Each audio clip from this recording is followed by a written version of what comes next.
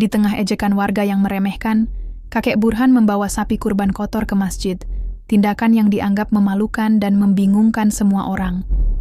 Namun, benarkah sapi itu hanya hewan biasa, ataukah ada rahasia besar di baliknya yang bisa mengubah nasib desa? Pertanyaan itu membuka bab pertama dari kisah perjuangan dan pengorbanan seorang kakek sederhana. Udara pagi di desa Sukamurni selalu membawa keheningan yang khas. Kabut tipis menggantung di antara pohon jati dan kelapa yang berjajar rapi di sepanjang jalan tanah. Ayam-ayam jantan bersahutan, menandai hari baru telah tiba. Namun, di sebuah rumah tua berdinding bambu, seorang kakek telah lebih dulu terbangun, bahkan sebelum embun sempat mengering di ujung daun. Dialah kakek Burhan. Rambutnya sudah sepenuhnya memutih. Punggungnya sedikit bungkuk, tapi tangan tuanya masih lincah saat ia menyiapkan air panas di atas tungku batu. Ditemani oleh bara api yang sesekali menyala jingga, ia menyeduh kopi tubruk dengan telaten, seperti ritual suci yang tak pernah ia tinggalkan sejak puluhan tahun lalu. Aroma kopi ini satu-satunya yang membuatku merasa hidup setiap pagi, gumamnya lirih, sembari meniup uap panas yang mengepul dari cangkir tanah liat. Warung kecil milik kakek Burhan sebenarnya lebih mirip serambi rumah daripada tempat usaha, tapi semua orang di desa menyebutnya warung kopi. Bukan karena menunya lengkap, tetapi karena keramahan kakek Burhan yang selalu membuat siapapun betah duduk berlama-lama. Setiap pagi, anak-anak sekolah lewat dan menyapa, "Assalamualaikum." "Kek!" "Waalaikumsalam, hati-hati ya, jangan lari-lari di jalan," jawab Burhan sambil tersenyum lebar, memperlihatkan gigi yang tinggal separuh. Tak lama kemudian, datanglah Pak Rudi, tukang kayu langganan kopi pagi. Ia duduk dengan suara kayu, berderit, membuka percakapan seperti biasa. "Masih setia sama kopi hitam, kek?" "Kalau sudah tua, yang pahit itu malah jadi sahabat, Rud." Mereka tertawa kecil. Obrolan berlanjut dengan cerita-cerita ringan, mulai dari harga paku yang naik sampai ke berita tentang tanah sawah yang kabarnya akan dibeli oleh investor dari kota. Tapi di balik gelak tawa dan kehangatan pagi itu, ada satu hal yang terus mengganjal di hati Burhan. Hari Raya Kurban sudah dekat. Setiap tahun, Burhan hanya bisa menjadi penonton. Duduk di pojok masjid, melihat sapi-sapi Tambun disembelih satu persatu. Anak-anak melonjak kegirangan, ibu-ibu berkerumun membawa baskom, dan para lelaki saling bahu-membahu mengangkat daging. Semua bahagia, tapi tidak untuk Burhan. Ia tak pernah mampu membeli sapi. Bahkan kambing pun terasa terlalu mewah untuk dirinya. Namun tahun ini, ada sesuatu yang berbeda. Sesuatu yang hanya ia simpan dalam diam, jauh di dalam pikirannya. Ia memandangi langit pagi yang semakin biru. Burung-burung beterbangan, dan suara azan subuh dari masjid kecil mulai terdengar. "Insya Allah, tahun ini aku harus kurban," ucapnya dalam hati. Mantap. Setelah melayani pembeli terakhir pagi itu, kakek Burhan membereskan cangkir-cangkir, mencuci perlahan, lalu duduk di bangku reyot di samping rumah. Pandangannya mengarah jauh ke belakang ladang, ke tempat yang jarang disentuh manusia, di mana semak belukar tumbuh liar dan jalan setapak perlahan menghilang dimakan rumput. Di sanalah harapannya bersembunyi. Dulu, di masa mudanya, tanah itu adalah milik keluarganya. Hamparan luas yang dipenuhi pohon mangga dan jerami. Namun kini, orang-orang menyangka tanah itu tak bertuan. Mereka tak tahu bahwa meski tak tampak, kakek Burhan masih menyimpan surat dan bukti kepemilikan. Tapi ia tak pernah menampilkannya. Ia memilih diam, menanggalkan segalanya, termasuk nama besar keluarganya. Ia hanya ingin hidup sederhana dan memahami penderitaan orang-orang kecil. Tapi kini, untuk pertama kalinya dalam hidup, ia ingin mengambil sesuatu dari masa lalunya. Bukan untuk kekayaan, bukan untuk gengsi, tapi untuk satu hal, berkurban dengan tulus, seperti yang diperintahkan. Sore harinya, kakek Burhan menyusuri jalan kecil menuju ladang tua itu. Langkahnya pelan, tapi tekadnya kuat. Sesekali ia terbatuk, lalu memegangi dada. Tapi ia terus berjalan. Di ujung ladang, seekor sapi besar tengah berdiri di bawah pohon nangka tua. Warnanya coklat kusam, tubuhnya besar tapi tampak kotor dan tidak terurus. Namun begitu Burhan mendekat, sapi itu mengangkat kepala, mengibaskan ekor, dan mendekatinya perlahan. "Masih ingat aku ya?" ucap Burhan. Matanya berkaca-kaca. Sapi, itu adalah keturunan dari sapi-sapi yang dulu ia rawat bersama almarhum ayahnya. Bertahun-tahun lamanya, hewan itu dibiarkan hidup liar di ladang yang sunyi. Tapi tetap bertahan, tumbuh, dan kini berdiri di hadapannya, seperti tahu bahwa waktunya telah tiba. Burhan mengelus kepala sapi itu. "Kamu akan jadi persembahan paling tulus. Mungkin orang-orang akan menertawakanmu karena kamu tak sebersih sapi milik Pak Lurah. Tapi kamu punya cerita." Ia membawa tali dari tas gendong tuanya, lalu perlahan mengikat leher sapi itu.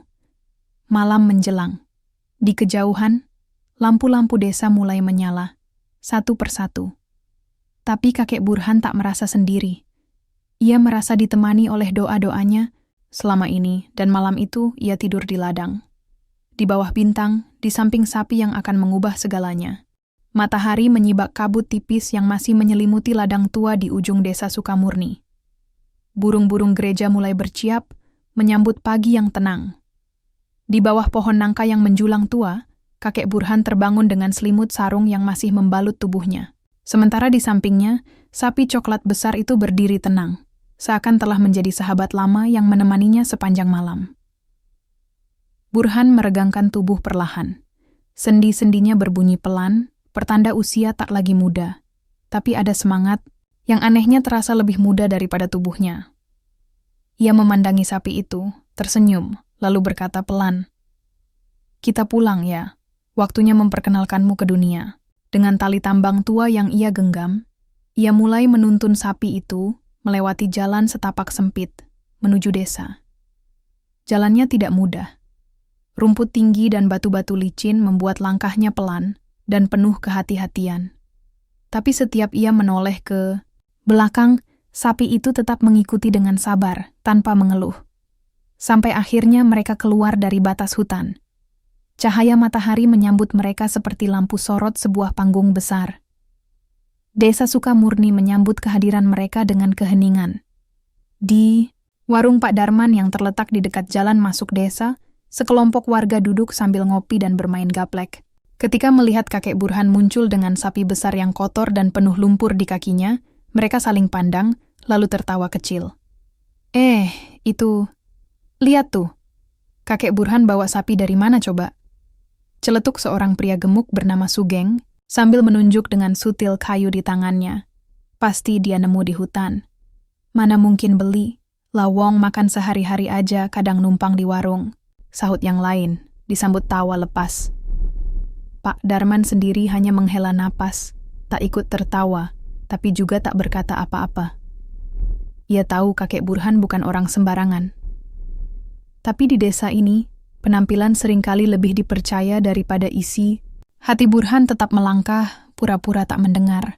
Setiap langkah sapi itu menimbulkan jejak lumpur di tanah. Anak-anak kecil yang sedang bermain berhenti dan memperhatikan dengan rasa penasaran. "Ayah, itu sapi siapa?" tanya seorang bocah pada ayahnya. "Entahlah, nak. Tapi jangan dekat-dekat.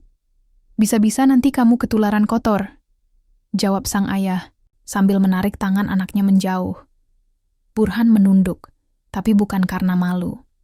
Ia menahan luka yang pelan-pelan terasa menggores hatinya. Sesampainya di depan rumahnya yang reot, Burhan mengikat sapi itu pada tiang bambu. Ia kemudian duduk di bangku kecil yang sudah mulai keropos, menghela napas panjang. Beberapa tetangga diam-diam mengintip dari balik jendela. "Dia mau kurban? Masa iya?" bisik seorang ibu rumah tangga. "Yang bener aja. Sapi kotor begitu. Nanti kalau disembelih bisa bawa penyakit," timpal yang lain. Tapi tak semua orang mencibir. Di ujung gang, seorang pemuda bernama Rijal memperhatikan dengan mata yang berbeda. Ia mengenal kakek Burhan sejak kecil, dan ada bagian dari dirinya yang selalu merasa bahwa kakek tua itu menyimpan sesuatu yang lebih dari sekadar keriput dan tubuh renta. Rijal menghampiri perlahan.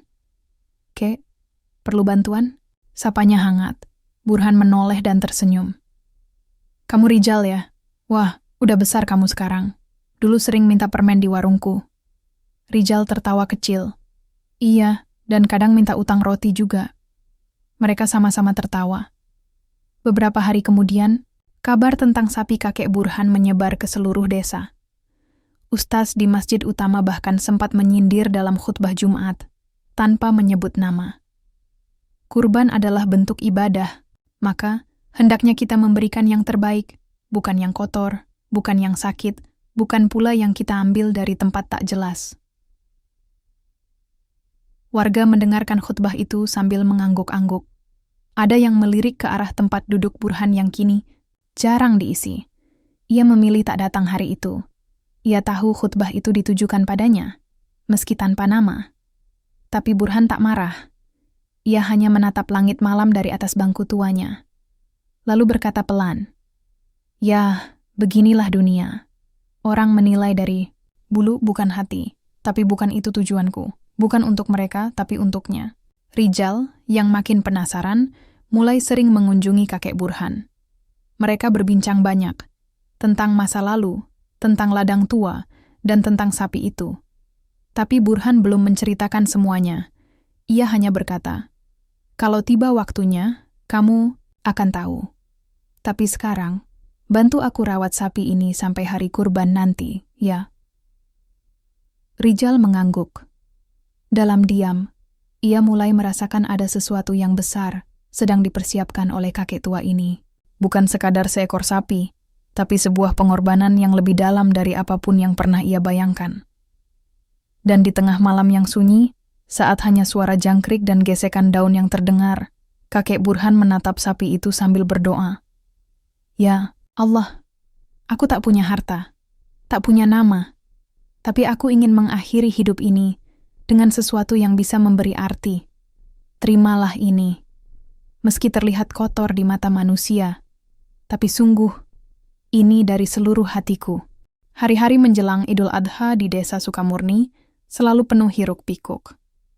Anak-anak sibuk membuat mainan dari kertas bekas, ibu-ibu menyiapkan aneka bumbu dapur, dan para lelaki berkumpul di masjid untuk rapat pembagian kurban. Namun tahun ini, ada satu topik yang terus dibicarakan. Dari warung ke warung, dari rumah ke rumah, bahkan dari mimbar ke mimbar. Sapi kotor milik kakek Burhan. Di pelataran masjid, sore itu, rapat panitia kurban sedang berlangsung. Ustaz Hashim duduk di tengah lingkaran pria-pria dewasa yang menjadi tokoh masyarakat. Pak Lurah, Pak RW, dan beberapa pemilik ternak besar ikut hadir.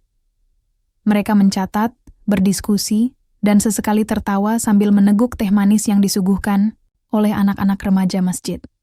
Total ada 7 ekor sapi dari warga tahun ini, ujar Ustaz Hashim sambil mengecek daftar di tangannya. Dan 1 ekor dari Burhan.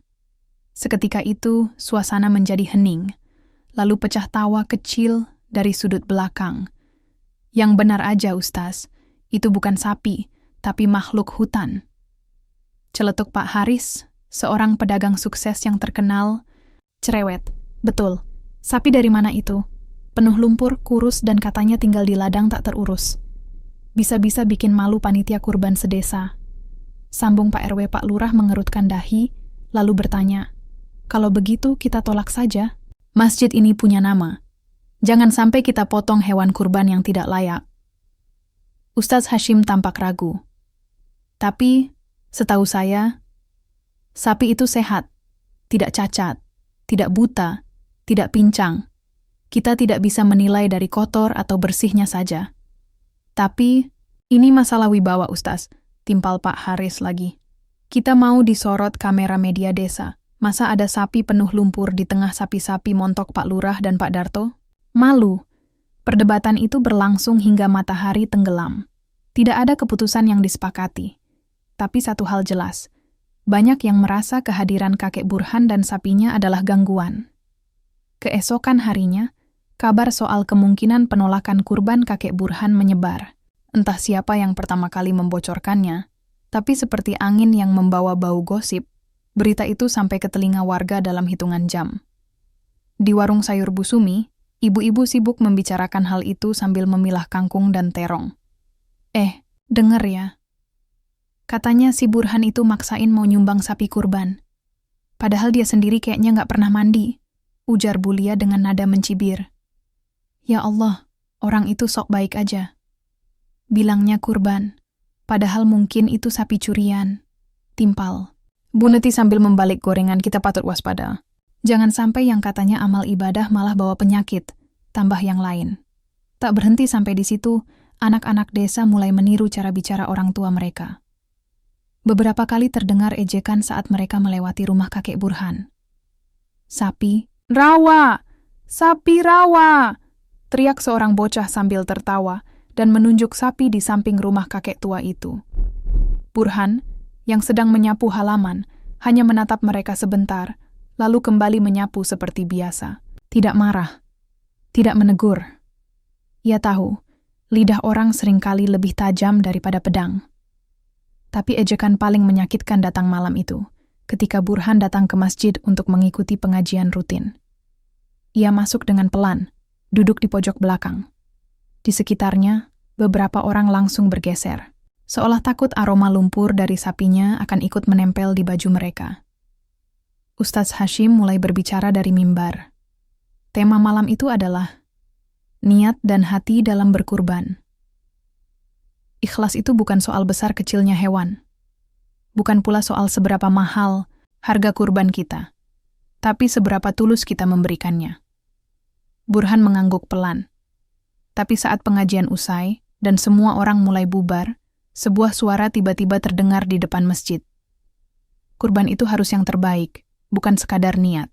Kalau sapi kayak bangkai dibawa ke sini, apa itu disebut ibadah? Semua menoleh. Pak Haris berdiri di sana, bersedekap dengan wajah penuh sindiran. Matanya tajam menatap Burhan. Kita ini masyarakat beradab, jangan bikin malu desa. Lanjutnya, jangan karena ingin dianggap dermawan, jadi memaksakan sesuatu yang tidak pantas. Semua diam, tidak ada yang membela. Bahkan Ustaz Hashim hanya bisa memalingkan muka. Kakek Burhan bangkit dari tempat duduknya. Ia tidak menjawab satupun kata. Ia hanya tersenyum kecil dan berjalan keluar masjid, perlahan, seperti seseorang yang baru saja menerima tamparan di tempat suci. Malam itu, hujan turun pelan. Di dalam rumahnya yang dingin, Burhan duduk menatap surat tanah yang tersimpan di dalam kotak kayu tua. Di atasnya, tergambar peta wilayah ladang yang kini sudah dilupakan. Air matanya mengalir, tanpa suara. Ya Allah, bahkan saat aku ingin berbuat baik, mereka tetap melihatku seperti sampah. Ia mengepalkan tangannya. Tapi aku tidak akan mundur, tidak akan menyerah. Dan di balik air matanya, muncul cahaya kecil di hatinya. Sebuah tekad yang akan segera mengguncang desa kecil itu. Subuh itu, kabut turun lebih tebal dari biasanya. Desa Sukamurni tampak seperti tenggelam dalam kabut kelabu yang menyelimuti genteng-genteng rumah dan ujung-ujung pohon kelapa. Di rumah reot di sudut desa, kakek Burhan duduk bersila di lantai, papan yang sudah mulai keropos, menatap kotak kayu tua yang sudah berdebu. Di dalamnya, terlipat rapi surat-surat yang tak pernah ia buka, kertas yang mengandung masa lalu, dan sebuah janji yang hingga kini belum ia tepati. Dengan tangan yang gemetar namun penuh tekad, Burhan membuka satu persatu. Ada surat dari adiknya yang meninggal puluhan tahun silam. Ada peta tanah yang terletak di sisi timur desa, tempat ladang tua yang kini tertutup semak belukar.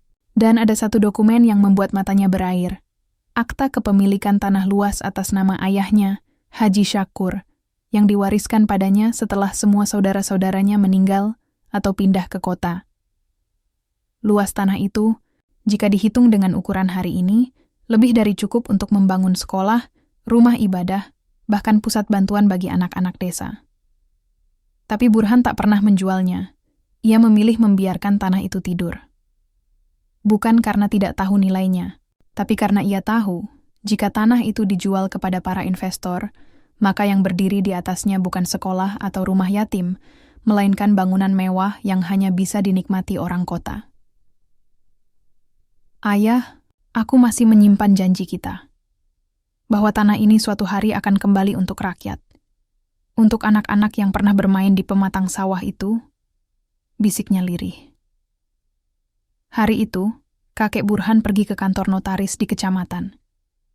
Ia membawa surat tanah dan akta warisan. Di dalam ruangan kecil yang berbau kertas tua dan tinta stempel, ia berbicara dengan tegas pada notaris Taufik. Saya ingin jual tanah itu. Tapi bukan ke investor atau pengusaha. Saya ingin semua hasilnya digunakan untuk membangun sekolah dan pusat bantuan. Dan nama sekolah itu, mohon dicatat, Madrasah Haji Syakur, nama ayah saya. Notaris Taufik yang sudah kenal Burhan, sejak muda menatapnya dengan mata membulat. Kakek yakin, tanah itu, nilainya sangat besar sekarang. Banyak yang nawar dengan harga luar biasa. Saya tahu, jawab Burhan datar. Tapi harga bukan segalanya. Anak-anak desa ini lebih penting. Berita itu belum tersebar. Burhan sengaja merahasiakannya. Ia hanya memberitahu satu orang. Rijal.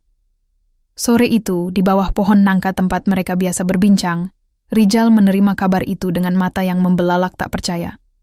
Kakek, tanah itu, yang di belakang bukit kecil itu? Burhan mengangguk.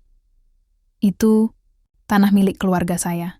Tapi saya simpan, karena saya tahu waktunya belum tiba. Dan sekarang, waktunya sudah datang.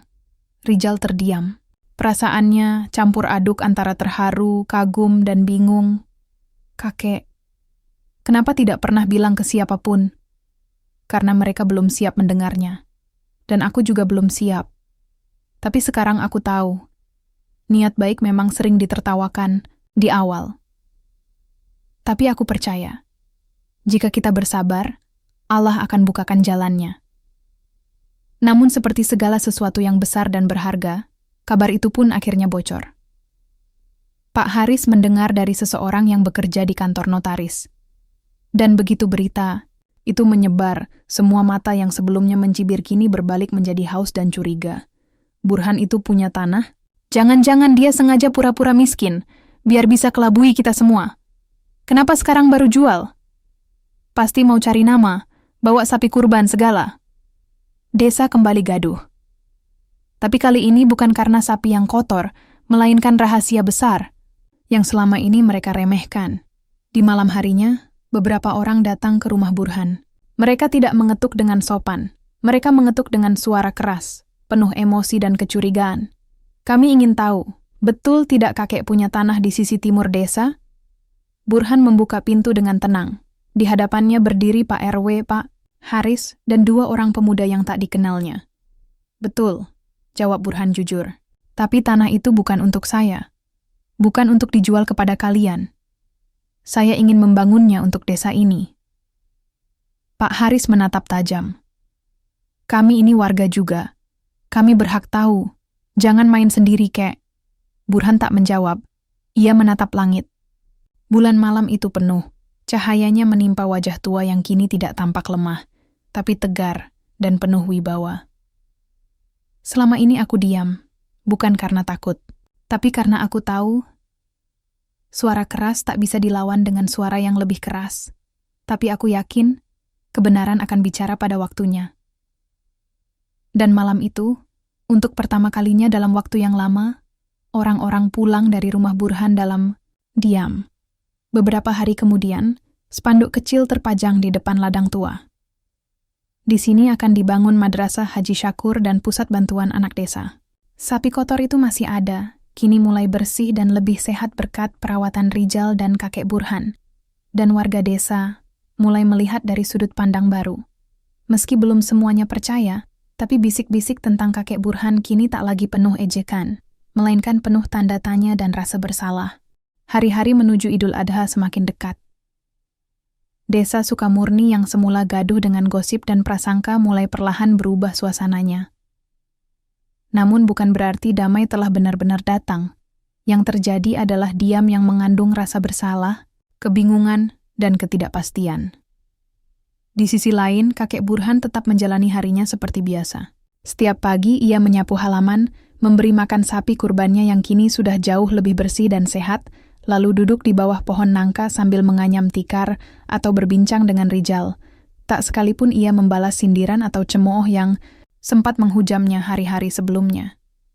Tapi diam-diam, ada yang mulai berubah. Satu hati terbuka Ibu Sumi, pemilik warung yang biasanya lantang bergosip. Suatu sore datang ke rumah Burhan membawa sebakul singkong rebus dan teh panas. Tangannya agak gemetar saat mengetuk pintu. Ini ada sedikit cemilan sore, ucapnya sambil menunduk. Burhan menyambutnya dengan senyum tulus. Wah, terima kasih banyak Bu Sumi. Silakan duduk. Mau saya buatkan kopi juga? Tak perlu, Kek. Saya hanya sebentar. Ia menatap wajah Burhan, lalu terdiam sejenak.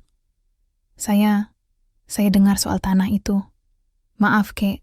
Selama ini saya ikut-ikutan ngomong yang tidak-tidak. Burhan tersenyum. Tak apa, Bu. Lidah kadang memang lebih cepat dari hati. Air mata menetes di pipi Bu Sumi. Tapi saya malu. Saya ikut nyinyir.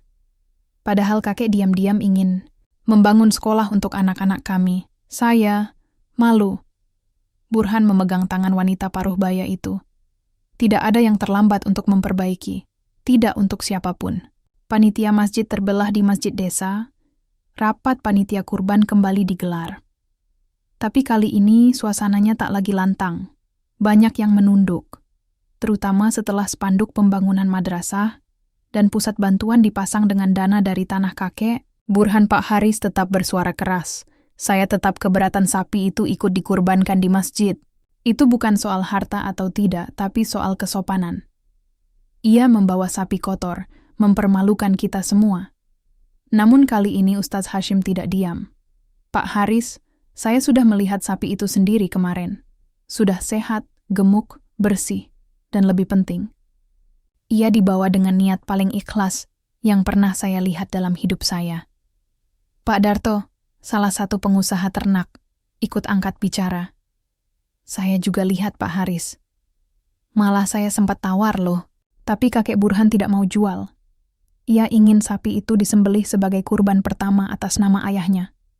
Kurban pembuka untuk tanah yang akan dijadikan madrasah. Pak Haris mencibir. Tapi kurban bukan panggung pencitraan. Ustadz Hashim menatapnya tajam.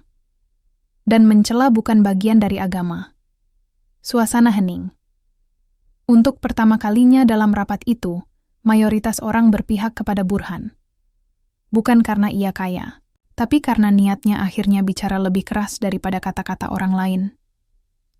Rijal dan teman-temannya di sisi lain, Rijal mulai mengajak teman-teman sebayanya untuk ikut membantu membersihkan ladang yang akan dibangun sekolah. Kalau kita kerja, bareng, tempat ini bisa jadi taman belajar anak-anak nanti. Bahkan mungkin kita sendiri bisa jadi pengajarnya. Ucapnya penuh semangat. Beberapa temannya yang semula mengejek mulai luluh. Mereka melihat ketulusan di mata Rijal dan kebesaran hati yang diwariskan dari kakek Burhan. Di sore hari yang lain, anak-anak desa yang dulu mengejek mulai datang mendekat. Kami boleh lihat sapinya lagi? Burhan tersenyum. Boleh.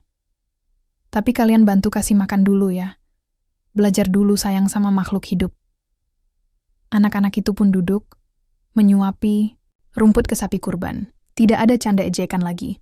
Yang ada hanya kekaguman dan rasa hormat yang perlahan tumbuh di hati mereka. Di tengah perubahan, namun perubahan itu belum menyentuh semua orang. Beberapa warga masih menyimpan dengki dan iri. Mereka mulai membisikkan kabar bahwa semua ini hanyalah akal-akalan Burhan untuk mencari nama. Bahwa ia sebenarnya ingin masuk politik. Bahkan ada yang menyebar rumor bahwa surat tanah itu palsu, dan sekolah hanyalah kedok untuk mendapatkan dana bantuan. Dan di tengah badai fitnah yang belum sepenuhnya reda itu, datang satu surat undangan resmi dari pemerintah daerah. Surat itu ditujukan kepada Haji Burhan bin Syakur, mengundang beliau untuk hadir dalam penandatanganan simbolik kerja sama pembangunan madrasah dan pusat bantuan desa. Ketika Burhan membaca nama lengkapnya, di kop surat itu, matanya berkaca-kaca. Sudah lama orang tidak memanggilnya dengan nama lengkap. Sudah lama ia tidak merasa dihormati sebagai seorang yang dulu pernah menunaikan haji. Bukan sekadar kakek tua dengan baju lusuh. Dan tepat saat hatinya mulai tenang, Langit Sukamurni kembali berawan. Karena seseorang tak terduga berencana menggagalkan kurban miliknya. Langit desa Sukamurni mendung sejak pagi. Hari itu adalah malam takbiran, malam yang seharusnya penuh gema takbir, peluk maaf, dan persiapan kurban esok hari. Tapi suasana desa justru diliputi kecemasan dan bisik-bisik yang menyesakkan. Sapi kurban, kakek Burhan hilang. Rijal menemukan kandang kosong ketika hendak memberi makan pagi itu. Tali tambat terlepas, pintu pagar terbuka. Tak ada jejak sapi besar itu di sekitar pekarangan rumah. "Kakek, sapinya! Sapinya hilang!" teriak Rijal panik. Wajahnya pucat. Kakek Burhan keluar sambil membawa kendi air. Matanya langsung menyusuri pekarangan. Nafasnya seketika memburu. Ia mendekati kandang, menyentuh sisa tali tambat yang tergantung di tiang. Tidak mungkin ini, lepas sendiri, tidak mungkin, gumamnya lirih. Desa gempar. Kabar hilangnya sapi kurban menyebar lebih cepat dari suara bedug malam takbiran. Warga berkerumun di depan rumah Burhan. Ada yang datang ingin tahu, ada yang hanya membawa rasa ingin menuduh. Pak Haris adalah yang paling lantang. Saya sudah bilang dari awal, ini semua hanya akal-akalan. Dia cari simpati biar dianggap pahlawan desa. Tuh, sekarang sapinya hilang. Pak Haris, cukup, bentak Ustaz Hashim. Jangan tuduh tanpa bukti. Bukti apa lagi, Ustaz? Ini jelas-jelas permainan. Orang ini sengaja sembunyikan sapinya, lalu nanti bilang dicuri, biar semua orang iba padanya. Kakek Burhan berdiri di beranda rumahnya, wajahnya datar. Ia menatap kerumunan warga, lalu berkata, pelan namun tegas. Jika kalian percaya aku menyembunyikannya, silakan kalian cari ke rumahku, ke ladangku, ke semak-semak tempat aku biasa duduk. Aku tidak akan mencegah. Tapi jika kalian tidak menemukan apapun, tolong, biarkan aku lanjutkan niat ini. Suasana hening. Lalu, seperti dibakar emosi, beberapa warga menyebar ke segala penjuru, mencari, menyusuri sungai kecil, membongkar semak dan ladang. Tapi, tak ada jejak sapi itu. Seolah-olah lenyap di telan bumi. Rijal. Mulai goyah malam itu, Rijal duduk di tangga rumah sambil memeluk lutut. Matanya sembab. Kakek, maaf, aku nggak bisa jagain sapi itu. Bisiknya, lirih, kakek Burhan menepuk pundaknya. Bukan salahmu, Nak. Bahkan penjaga terbaik pun tak bisa melindungi semua hal. Tapi yang paling penting bukan sapinya, tapi niatnya. Kita sudah berniat. Allah tahu. Rijal mengangguk perlahan, tapi di wajahnya tergambar luka. Bukan karena kehilangan sapi semata, tapi karena perlakuan warga yang kini kembali mencibir. Mimpi, lama yang menyesakan malam itu, Burhan tak bisa tidur. Ia termenung di atas tikar pandan, menatap langit-langit rumah yang retak. Hatinya sakit, tapi bukan karena kehilangan sapi, melainkan karena kepercayaan yang runtuh. Ia mengingat malam puluhan, tahun lalu, ketika ayahnya wafat dan mewariskan tanah luas itu. Gunakan tanah ini, Burhan, tapi bukan untuk dirimu. Gunakan untuk orang-orang yang kelak tidak punya tempat belajar. Jangan jadikan hartamu benteng kesombongan. Jadikan ia jembatan kasih. Burhan menahan napas. Tangannya menggenggam ujung. Selimut, tubuhnya gemetar. Malam takbiran yang seharusnya penuh cahaya terasa. Seperti gua gelap yang menelannya perlahan. Sebuah jejak. Ditemukan pagi dini hari, sebelum azan subuh berkumandang, suara langkah cepat terdengar dari arah barat desa. Rijal! Rijal! Bangun! Itu suara Asep, anak tetangga yang ikut patroli malam. Sapinya ketemu. Tapi, kamu harus lihat sendiri. Rijal dan kakek Burhan segera menyusul. Mereka melewati jalan setapak hingga ke ujung pematang sawah. Di sana, di bawah pohon randu besar, seekor sapi besar duduk lemas. Kaki depannya terluka. Tapi matanya hidup. Itu sapinya, Kek. Itu sapi kita. Seru Rijal sambil menangis. Burhan berlutut. Ia mendekap sapi itu, membelai kepala dan lehernya. Alhamdulillah. Kau selamat, nak. Kau bertahan. Asep menunjuk. Bekas jejak roda dan sol sepatu. Kayaknya ada yang dorong sapi ini sampai sini. Terus mungkin dia kabur. Tapi kena jerat atau jebakan. Makanya luka. Rijal menggertakkan gigi. Berarti memang ada yang niat jahat, kek. Burhan tidak menjawab. Ia hanya menatap langit yang mulai menguning keemasan. Fajar menyingsing perlahan. Takbir dan air mata pagi Idul Adha. Warga desa berkumpul di lapangan. Ustaz Hashim memimpin salat dan khutbah. Semua warga datang. Termasuk mereka yang sebelumnya mencibir kakek Burhan. Dan ketika panitia memanggil nama peserta kurban satu persatu, suara pengumuman itu terdengar lantang. Penyembelihan pertama dari Haji Burhan bin Syakur. Semua mata menoleh. Dan dari ujung lapangan, dengan bantuan Rijal dan 2 pemuda desa lainnya, datanglah sapi besar dengan kaki diperban. Berjalan pelan namun pasti. Ia mengenakan kalung bunga sederhana. Warga terdiam. Kakek Burhan berjalan di belakangnya. Tidak dengan pakaian mewah. Hanya baju koko putih yang sudah kekuningan dan peci hitam lusuh. Tapi langkahnya mantap. Saat ia menyerahkan tali tambat kepada panitia kurban, semua orang menunduk, tidak ada yang bersorak. Yang ada hanya air mata. Takbir masih menggema ketika pisau menyentuh leher sapi milik kakek Burhan. Suara derak napas sapi itu terdengar pelan, tenang. Seakan ia tahu bahwa pengorbanannya bukanlah akhir, melainkan awal dari sesuatu yang besar. Darah mengalir deras ke tanah lapang. Beberapa anak kecil menangis pelan, bukan karena takut, melainkan karena tersentuh oleh kehadiran seekor hewan yang telah jadi saksi perjuangan dan fitnah yang mendera pemiliknya. Kakek Burhan menunduk, air matanya jatuh di antara debu dan percikan darah kurban. Tapi bukan tangis sedih, itu tangisan lega. Tangisan seseorang yang telah membuktikan niatnya bukan untuk dilihat manusia, tapi untuk ditatap oleh langit. Surat dari tanah yang terlupakan usai pemotongan. Ketika para panitia sibuk membagi daging, seorang pegawai pemerintah dari kabupaten datang membawa sebuah map tebal dan diserahkan langsung kepada kakek Burhan di tengah lapangan, disaksikan warga desa.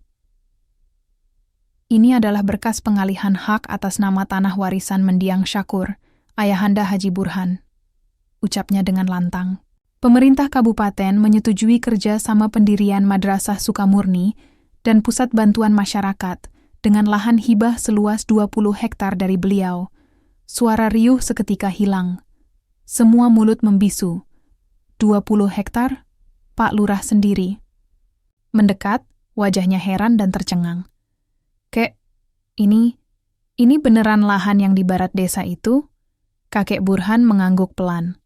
Itu dulu ladang ayah saya. Setelah beliau wafat, tanah itu saya biarkan tidur. Tak saya jual, tak saya sewa. Karena pesan beliau jelas, tanah itu untuk orang-orang yang membutuhkan ilmu. Dan sekarang, ucap Burhan sambil menatap semua orang. Aku ingin mewujudkan amanah itu. Hati yang merunduk Pak Haris tak lagi bersuara. Ia berdiri di belakang warga lain, menunduk dalam. Sorot matanya kosong. Rasa malu yang menusuk dadanya membuatnya tak sanggup angkat wajah. Ia teringat betapa kerasnya ia mencibir, menghina dan menuduh Burhan berbohong. Padahal lelaki renta itu menyimpan niat yang bahkan lebih murni dari siapapun di desa ini. Sementara itu, Bu Sumi menangis tersedu-sedu. Ia memeluk pundak anak-anak yang dulu juga mengejek Rijal. Ingat, nak, jangan pernah nilai orang dari bajunya. Jangan. Rijal yang membusungkan dada untuk pertama kalinya. Rijal berdiri di hadapan warga, diminta berbicara oleh Ustaz Hashim. Waktu kakek bawa sapi itu, aku juga bingung, marah, malu, tapi aku salah. Kakekku adalah orang paling jujur yang aku kenal. Dia nggak pernah gembar-gembor soal tanah atau warisan. Tapi justru karena itu aku bangga. Karena dia memilih memberi dengan diam. Warga mulai menitikkan air mata. Anak-anak bersorak kecil. Peletakan batu pertama sore hari setelah salat Asyar Warga berkumpul di tanah lapang di barat desa. Di sanalah rencananya akan dibangun madrasah dan pusat bantuan. Pemerintah daerah mengirimkan alat berat untuk mulai membuka jalan. Kakek Burhan, meski lemah dan harus dipapah oleh Rijal, turun ke tanah. Ia meletakkan batu pertama di titik bangunan madrasah. Di atas batu itu, ia ukir nama dengan pahat kecil. Madrasah Cahaya Syakur. Dari tanah yang ditanam doa, untuk anak-anak yang menanam harapan. Semua orang menangis, bahkan Pak Haris diam-diam menyeka air matanya. Sebuah warisan. Tak berbentuk malam itu, kakek Burhan duduk sendirian di beranda rumahnya. Cahaya bulan menyinari wajah keriputnya yang kini penuh ketenangan. Rijal datang membawa segelas susu hangat. Kekek bangga padaku enggak? Burhan tertawa pelan. Aku bukan ingin kau jadi anak yang dibanggakan orang, Jal. Aku ingin kau jadi anak yang bisa bangga pada dirinya sendiri. Rijal menunduk, menggigit bibir. Kalau suatu saat aku gede, dan orang-orang minta aku jaga sekolah ini, aku janji bakal jaga baik-baik, Kek. Aku nggak bakal biarin siapapun hancurin tempat ini. Burhan tersenyum, lalu mengelus kepala cucunya.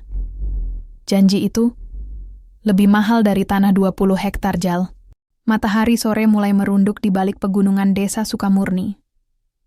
Angin membawa aroma tanah basah, bercampur harum bunga randu yang sedang bermekaran. Kakek Burhan duduk di bangku kayu depan rumahnya, tubuhnya terlihat lebih ringkih dari biasanya. Rijal duduk di sampingnya, memegang tangan kakeknya dengan erat. Tubuh yang mulai lelah kakek Burhan menarik napas dalam-dalam. Matanya menatap jauh ke arah ladang yang perlahan berubah jadi bangunan madrasah. Senyum kecil terukir di wajahnya. Jal, aku merasa waktuku mungkin tak lama lagi. Rijal menatapnya dengan mata berkaca-kaca. Kek, jangan bilang begitu. Kek kuat. Burhan menggeleng lembut. Aku sudah cukup bahagia.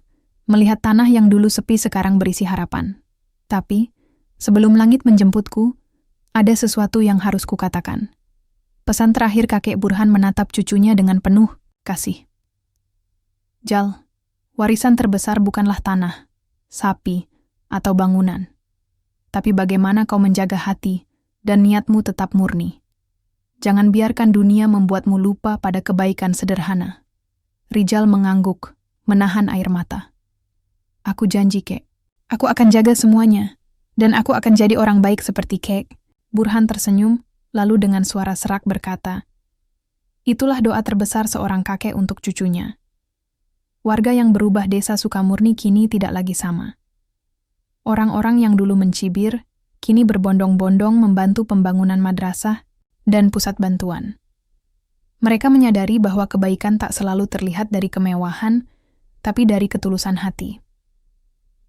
Pak Haris, yang dulu paling keras mengkritik, kini menjadi relawan aktif. Aku salah. Kakek Burhan telah mengajarkan kami arti kesabaran dan keikhlasan. Bu Sumi dan warga lainnya turut mengorganisasi kegiatan sosial dan penggalangan dana untuk menyelesaikan proyek. Detik-detik terakhir pada suatu malam yang tenang, di tengah suara jangkrik dan angin sepoi, kakek Burhan terbaring di kasur sederhana. Rijal memegang tangannya erat. Kek, kau akan selalu di hatiku. Burhan membuka mata lebar, menatap cucunya. Jal, ingatlah, aku selalu di sini, dalam setiap hembusan napas dan doa yang kau panjatkan. Dengan senyum damai, kakek Burhan menghembuskan napas terakhirnya. Desa Sukamurni kehilangan sosok sederhana yang menjadi cahaya bagi banyak jiwa. Awal baru di hari pemakaman, seluruh desa berkumpul, menangis, dan mengheningkan cipta.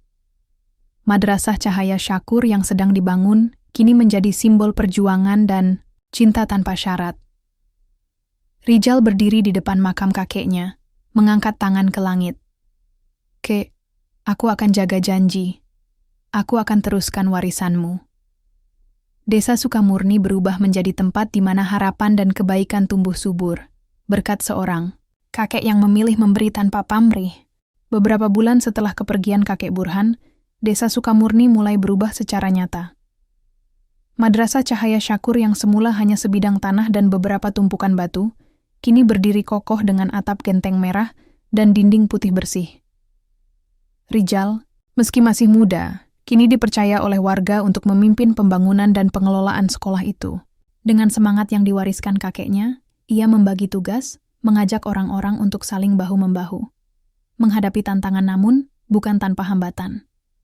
Beberapa investor yang mengincar tanah warisan keluarga Burhan mulai datang, mencoba membujuk warga dan pengurus madrasah untuk melepas lahan dengan harga tinggi. "Ini kesempatan besar untuk kalian," kata seorang pengusaha dari kota. "Uang ini bisa untuk kebutuhan pribadi kalian." Rijal menolak dengan tegas. "Tanah ini bukan untuk dijual, tapi untuk membangun masa depan anak-anak desa. Ini amanah kakek kami." Warga pun mulai sadar dan bersatu mempertahankan cita-cita Burhan. Kisah yang terus hidup. Setiap pagi, suara tawa anak-anak dan gema suara mengaji memenuhi udara. Madrasah menjadi tempat bersemayamnya harapan baru. Di tengah bangunan, ada sebuah plakat bertuliskan, "Dari tanah yang ditanam doa, tumbuhlah masa depan." Rijal sering mengingat pesan kakeknya, menjaga niat dan hati tetap murni menjadi pegangan hidupnya. Tahun-tahun berlalu, Desa Sukamurni berubah menjadi desa yang lebih maju dan harmonis. Madrasah Cahaya Syakur tidak hanya menjadi pusat pendidikan, tapi juga pusat kegiatan sosial dan budaya. Rijal kini telah menjadi pemuda yang dewasa dan bijaksana, menginspirasi banyak generasi. Ia berdiri di hadapan para pelajar dan warga dalam acara peringatan wafatnya kakek Burhan. Warisan kakek kami bukan hanya tanah atau bangunan, tapi semangat memberi tanpa pamrih. Mari kita teruskan dengan cinta dan ketulusan. Semua hadirin mengangguk, mata mereka berkaca-kaca. Kisah sederhana seorang kakek miskin kini menjadi legenda tentang kebaikan yang menembus waktu. Akhir yang bermakna sore itu, di bawah langit jingga, Rijal berjalan ke makam kakeknya, menabur bunga dan berdoa. "Terima kasih, Henkek. Karena kau, aku dan desa ini punya harapan." Dan angin malam berbisik lembut, seolah membalas, "Aku selalu di sini, di setiap langkahmu,